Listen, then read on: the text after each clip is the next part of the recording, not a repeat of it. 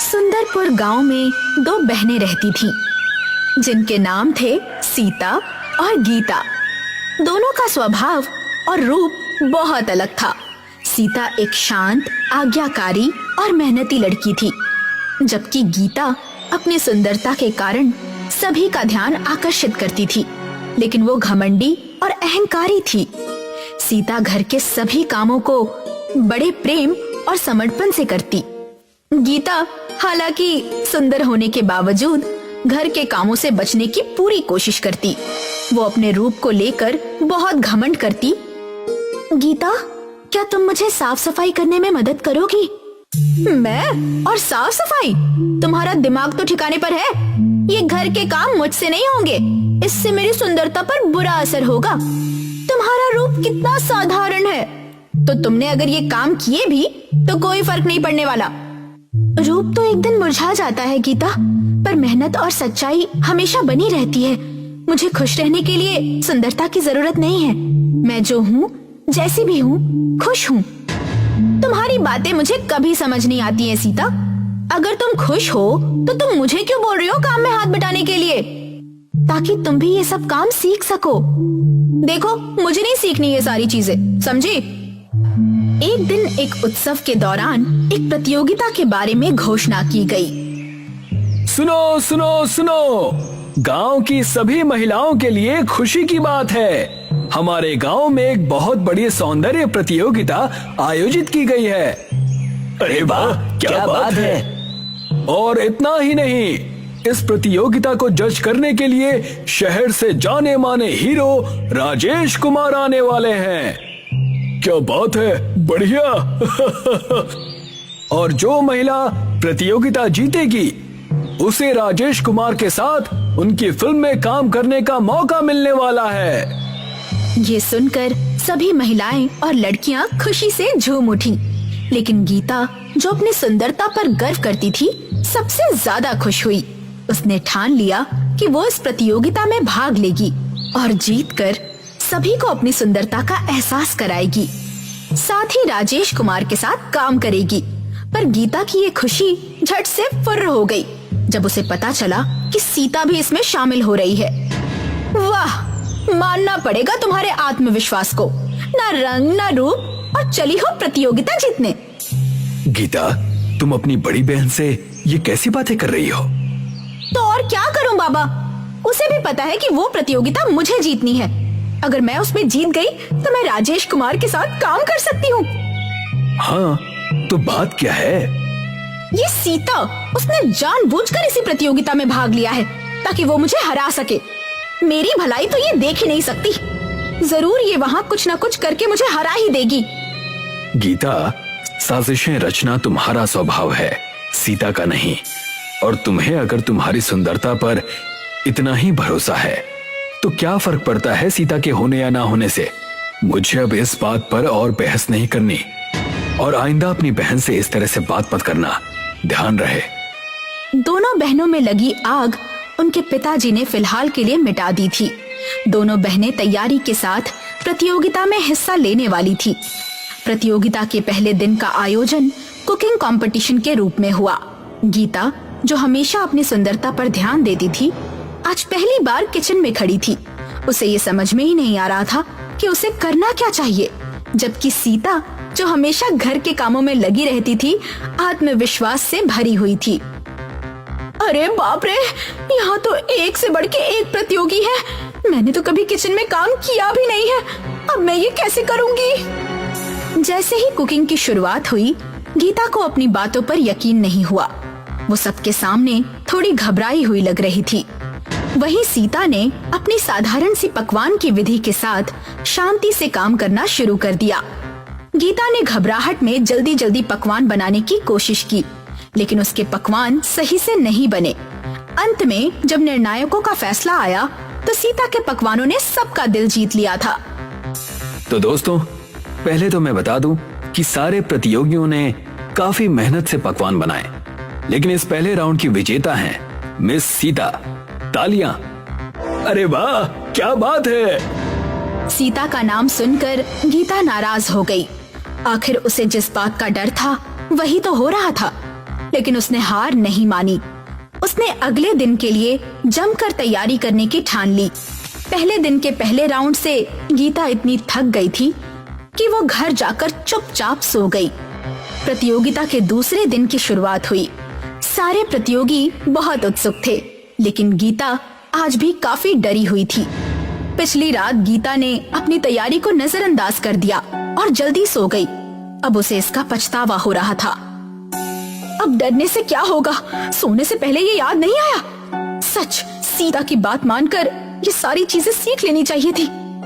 गीता अपनी गलती की वजह से खुद को कोस रही थी कि तभी सीता ने उसकी सारी बातें सुन ली। दीदी, मुझे बहुत डर लग रहा है। मैंने ठीक से तैयारी नहीं की है। डरने की कोई जरूरत नहीं है गीता। मैं तुम्हें कुछ जरूरी बातें बताती हूँ। अगर मन से काम करोगी तो सब अच्छा होगा। सीता ने गीता को कुछ डिजाइन और सिलाई के टिप्स बताए। गीता ने उन्हें ध्यान से सुना और अपनी चिंता को दूर करने की कोशिश की। प्रतियोगिता शुरू हुई। सभी प्रतिभागी अपने अपने कपड़े लेकर काम में जुट गए। जैसे जैसे प्रतियोगिता आगे बढ़ी, गीता ने देखा कि सीता की सिलाई में कुछ असामान्य था। ऐसा लग रहा था जैसे कपड़े पर खुद ब खुद डिजाइन बन रहे हो। ये देखकर गीता की चिंता और बढ़ गई।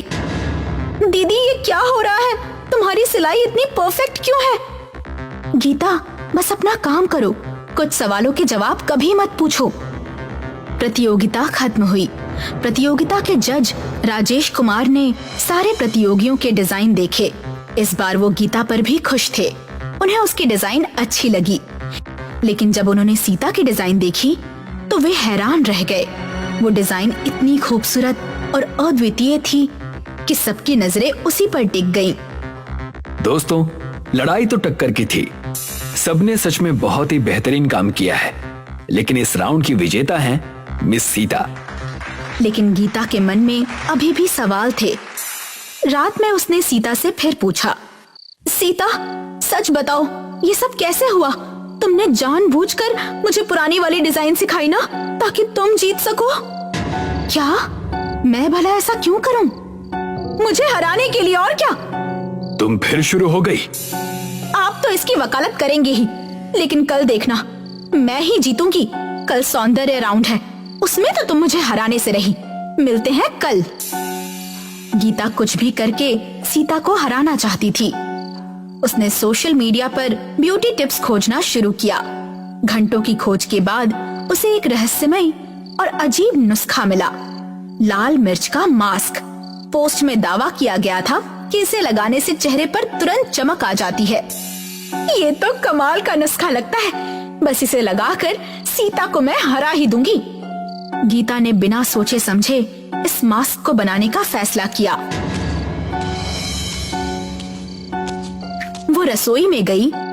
उसने लाल मिर्च पाउडर, शहद और दूध मिलाकर एक पेस्ट तैयार किया। पेस्ट तैयार करने के दौरान उसकी आंखों में हल्की जलन हुई, लेकिन उसने इसे नजरअंदाज कर दिया। थोड़ी जलन से क्या फर्क पड़ता है अगर मैं जीत गई तो? गीता ने मास्क अपने चेहरे पर लगा लिया। जैसे ही उसने इसे लगाया, उसका चेहरा गर्म और झुनझुनी महसूस करने लगा। कुछ देर बाद उसकी त्वचा पर जलन असहनीय हो गई। वो आईने के पास गई। ये क्या हो रहा है? मेरा चेहरा जल क्यों रहा है? आईने में उसने देखा कि उसके चेहरे की त्वचा लाल होने लगी थी, जैसे कि आग में झुलस रही हो। गीता का चेहरा धीरे धीरे सूजने लगा और उस पर मुहासे आने लगे। वो दर्द के मारे चिल्लाने लगी। ये मेरे साथ क्या हो रहा है? अब मैं क्या करूं? क्या करूं मैं? उसकी चीखें सुनकर सीता कमरे में आई। उसने गीता को देखा, लेकिन अब वो पहचानने लायक नहीं थी। गीता का चेहरा भयानक और विकृत हो चुका था। गीता, ये तुमने क्या किया? तुम यहाँ क्या कर रही हो? तुम्हारे चेहरे को क्या हुआ? कुछ नहीं, तुम निकलो यहाँ से। सीता गीता की हालत देखकर चौंक गई थी। गीता के चेहरे को क्या हुआ था, इसका उसे कोई अंदाजा नहीं था। सौंदर्य प्रतियोगिता का दिन आ चुका था। गीता ने लाल मिर्च का मास्क लगाने के बाद जो भुगता था, उससे उसका चेहरा विकृत हो गया था। लेकिन अपने घमंड और आत्मसम्मान को बचाने के लिए उसने किसी को सच नहीं बताया। वो एक नकाब पहनकर प्रतियोगिता में शामिल हुई। गीता, क्या तुम ठीक हो? तुम्हारा चेहरा क्यों छुपा रखा है? कुछ नहीं, सब ठीक है, तुम बस अपनी तैयारी करो। प्रतियोगिता शुरू हुई। सभी प्रतिभागी आत्मविश्वास से मंच पर अपने अपने रूप और सौंदर्य का प्रदर्शन कर रहे थे। जब गीता की बारी आई तो वो घबराते हुए मंच पर गई। मुझे बस ये नकाब नहीं हटाना है, सब ठीक हो जाएगा। लेकिन जब राजेश कुमार ने उसे नकाब हटाने को कहा तो गीता ने डरते हुए अपना चेहरा सबके सामने दिखाया। जैसे ही लोगों ने उसका चेहरा देखा, पूरा मैदान ठहाकों और उपहास से गूंज उठा। ये क्या मजाक है? सौंदर्य प्रतियोगिता में ये चेहरा लेकर आई हो? गीता का आत्मसम्मान चकनाचूर हो गया। उसकी आंखों से आंसू बहने लगे। उसे पछतावा हो रहा था। उसे वो सारी बातें याद आने लगी जो उसने सीता से कही थी। प्रतियोगिता के नियम के अनुसार गीता का नाम वहां से हटा दिया गया। गीता की हालत देखकर सीता का दिल पसीज गया। वो मंच पर गई। अगर मेरी बहन यहाँ से हटाई गई है तो मैं भी इस प्रतियोगिता में हिस्सा नहीं लूंगी। सीता, तुम ये सब मेरे लिए क्यों कर रही हो? मैंने तो तुम्हारे खिलाफ जाने की कोशिश की थी। तुम मेरी बहन हो गीता। जीत हार से बड़ा रिश्ता है हमारा। मुझे तुमसे कोई शिकायत नहीं है। इसके बाद सीता ने गीता को समझाया और उसका इलाज कराने की सलाह दी। गीता को अपनी गलती का एहसास हुआ। उसने सीता की मदद से अच्छे डॉक्टर से इलाज करवाया। धीरे धीरे उसका चेहरा ठीक हो गया। अंततः गीता और सीता ने अपनी गलतफहमियों को भुलाकर साथ रहने का फैसला किया। ये कहानी सिखाती है कि घमंड और ईर्ष्या इंसान को बर्बाद कर सकती है, लेकिन परिवार और सच्चा प्यार हर दर्द का इलाज है। सुंदरपुर नामक एक गांव था जहां पर लोग बहुत ही सुंदर थे। उन्हें ना तो कोई रोग होता था और ना ही कोई दूसरी परेशानी। मैं अब इस गांव का प्रधान। ये गांव जो कि देवताओं के आशीर्वाद स्वरूप है। इस गांव में कोई कुरूप नहीं है और ना ही कोई अन्य चिंता है। पर इस गांव में अगर कोई दिक्कत है तो वो सिर्फ एक है और वो है बुढ़ापा। इसका मतलब ये है राजेश कि जैसे इस गांव को हम देवताओं का आशीर्वाद कहते हैं, तो हमें एक बात समझ में आनी चाहिए। और वो क्या है? वो ये है कि इस गांव में कोई कुरूप नहीं रहना चाहिए। पर इस गांव में कुरूप कौन है? हमारी पिछली पुश्तें अब बूढ़ी हो चुकी हैं और हमें इस गांव का संरक्षण करना है उन सब से। ये आप क्या कह रहे हैं? माना वो कुरूप हैं, पर हम उन्हें अगर गांव से निकाल देंगे तो उनका क्या होगा? उन सब ने अब तक हमें पनाह दी है। हमें ऐसा नहीं करना चाहिए। हाँ, सही कहा। मैंने भी इस गंभीर विषय में बहुत सोचा और ये निर्णय लिया है कि हमें उन सब के लिए एक बहुत बड़ा आश्रम गांव के बाहर बनवाना चाहिए और उसके बाद उन सबको वहीं पर रहने के लिए कहेंगे। हर महीने 1 वर्ष तक हम उनके पास अनाज पहुंचाएंगे। ये बात किसी बूढ़े व्यक्ति के कानों में नहीं पड़नी चाहिए। तुम सब जाकर अब एक नया आश्रम बनाने के काम में लग जाओ। कुछ ही महीनों में ये आश्रम तैयार हो जाना चाहिए। सभा समाप्त हुई। मुखिया की बात सुनकर सब वहाँ से निकल जाते हैं। कुछ महीने बीत गए और आश्रम बनकर तैयार हुआ। मुखिया ने गांव के सभी बूढ़े लोगों को उस आश्रम में भेज दिया, जिसमें मुखिया के पिता और गांव के अन्य सभी बूढ़े लोग थे। सबको आश्रम में भेज दिया गया। चलिए पिताजी, अब सबके मुखिया आप हैं। 1 वर्ष तक प्रति महीने में आप सबको राशन दूंगा और अन्य सभी सुविधाएं दूंगा। फिर आपको खुद परिश्रम करना होगा। बेटा, तुम मेरे बेटे हो और तुमने जो फैसला लिया है वो बहुत ही गलत है। ये जो सुंदरता का अहंकार है तुम सब युवाओं में, ये तुम्हें एक दिन ले डूबेगा। ठीक है पिताजी, ध्यान रखूंगा आपकी बात का। अब मैं आपसे विदा लेता हूँ। कई दिन बीत चुके थे, पर आश्रम के बूढ़े अपने बच्चों की चिंता में लगे हुए थे। इसी परेशानी को लेकर आज मालती यानी राजेश की माँ विजय के पास आई। अरे विजय भैया, मुझे मेरे राजेश की बहुत याद आ रही है। ये क्या बात कर रही हैं देवी आप जानती हैं ना उन बच्चों ने क्या किया है, उसके बाद भी। पर वो बच्चे हैं हमारे, हम क्या करें, आप भी तो पिता हैं ना। ठीक है देवी, जैसा आप कहें बिल्कुल वैसा ही सही। इन सब का मुखिया आखिर मेरा बेटा है, तो मुझे ये सुनने में कोई दिक्कत नहीं। मेरा वो मतलब नहीं था। क्या हमारे बच्चों ने उसकी बात मानकर गलत नहीं किया? इसमें गलती सबकी है। हाँ, कोई बात नहीं। हम अगर वहाँ जाकर उन्हें समझाना भी चाहें तो भी कोई हल नहीं निकलेगा, क्योंकि अभी उनका दिमाग अहंकार से ग्रसित है। मैं थोड़ा घूम कर आती हूँ, शायद कोई बच्चा मुझे कहीं दिख ही जाए इस जंगल में। मालती वहाँ से जंगल की तरफ निकल पड़ती है। मालती बेटा बेटा पुकार रही थी। वो एक वाटिका में पहुंची जिसे मालती ने पहले कभी नहीं देखा था।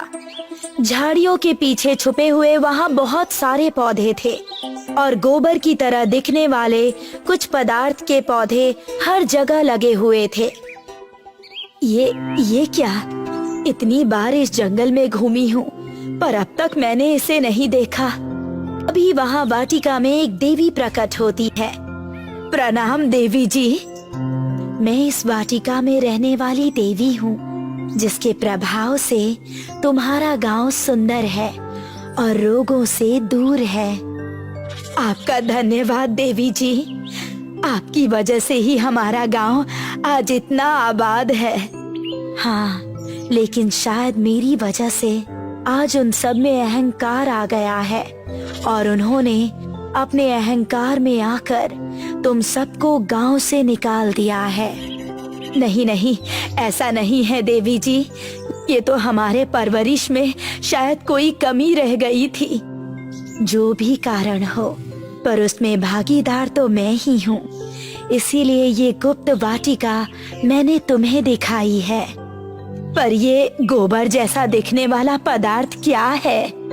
ये इस वाटिका के फलों और फूलों से बना हुआ एक लेप है जो तुम सब बूढ़ों को भी जवान की तरह शक्तिशाली बना देगा। क्या? सच? हाँ, और तुम सब की झुर्रियां चली जाएंगी और तुम सब फिर से सुंदर हो जाओगे। तो क्या हम फिर से उस गांव में रह पाएंगे? इसका निर्णय तो मैं तुम सब पर छोड़ती हूँ। जैसा तुम लोग चाहो वैसे ही इस लेप का इस्तेमाल करना।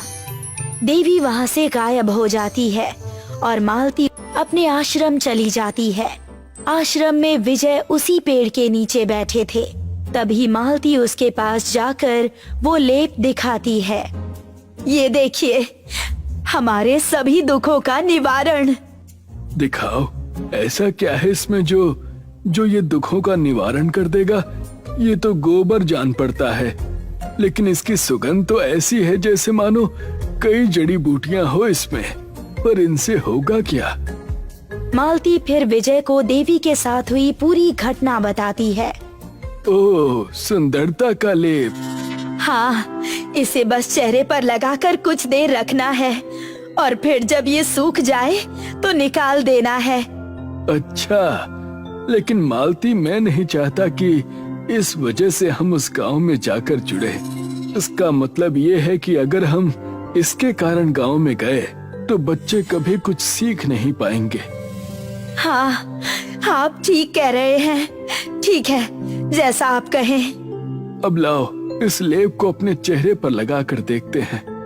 मालती और विजय ने उस लेप को लगाया। दोनों की झुर्रियां गायब हो गई थी। वो पहले की तरह जवान हो चुके थे। अरे, हम तो जवान हो गए। हाँ, जवान तो हो गए, बस हमारी आवाज बूढ़ों जैसी है। मालती ने उस लेप को सभी बूढ़ों में बांट दिया और सभी लोग जवान हो गए। ये बात सुंदरपुर गांव के मुखिया को पता चली और एक नई पंचायत बैठी। उस लेप को उस आश्रम में नहीं, इस सुंदरपुर गांव में होना चाहिए। सही कहा आपने।